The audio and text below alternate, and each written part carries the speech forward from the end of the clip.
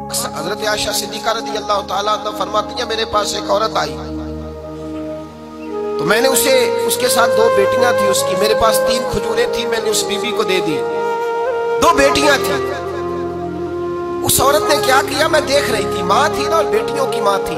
उसने पहले एक एक खजूर दोनों बेटियों के मुंह में डाली और फिर जो खजूर उसके पास बच गई, मेरा ख्याल था ये खाएगी, लेकिन उस माँ ने उस खजूर के 2 टुकड़े किए और वो भी अपनी बेटियों के मुंह में डाले।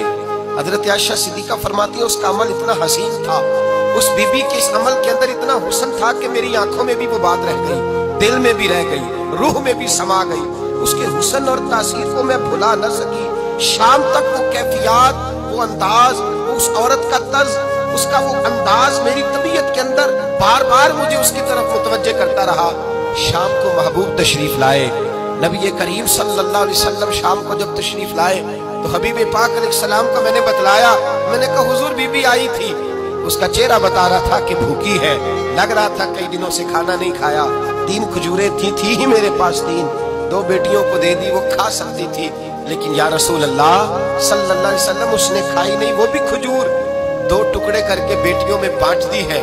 हजरत आयशा कहती है, देर तक हुजूर मेरी बात को सुनते रहे, देर तक मेरी तरफ देखते रहे, उस तसव्वुर को, बेटी के प्यार के उस जायके देर तक महबूब महसूस करते रहे।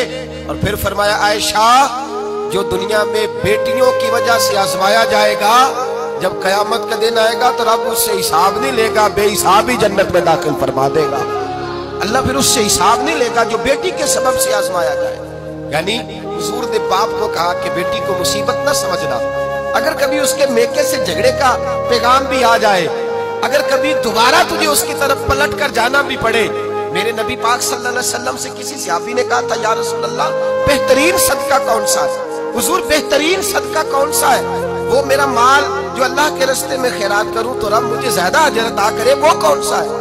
तो मेरे नबी पाक ने फरमाया, अगर तेरी बेटी वापस लौट आई, तलाक की वजह से या बेवा होकर वापस आ गई और तुझे उस लौटने वाली बेटी पर कुछ खर्च करना पड़ा, तो तेरे रसूल का वादा यह है कि अल्लाह तुझे उस रुपए पर सबसे ज्यादा अजर अता फरमाएगा, उस पैसे पर अल्लाह तुझे सबसे ज्यादा। इन्हें बोझ ना जानना, इनकी आजमाइशों पे परेशान ना होना। घर कभी बेटी का पैगाम आ जाए कि उसको फिर से ये तकलीफ हुई है, बाप समझने लगा था कि मैं तो फारिग हो गया, निकाह करके मैं फारिग हूँ, फिर अगर कभी उसे पैगाम आए तो मेरे मुस्तफा करीम ने फरमाया वो परेशान ना हो, वो दुखी ना हो, बल्कि जो बेटी की वजह से आजमाया जाएगा उससे तो हिसाब ही नहीं लिया जाएगा, अल्लाह बगैर हिसाब ही जन्नत अता फरमा देगा।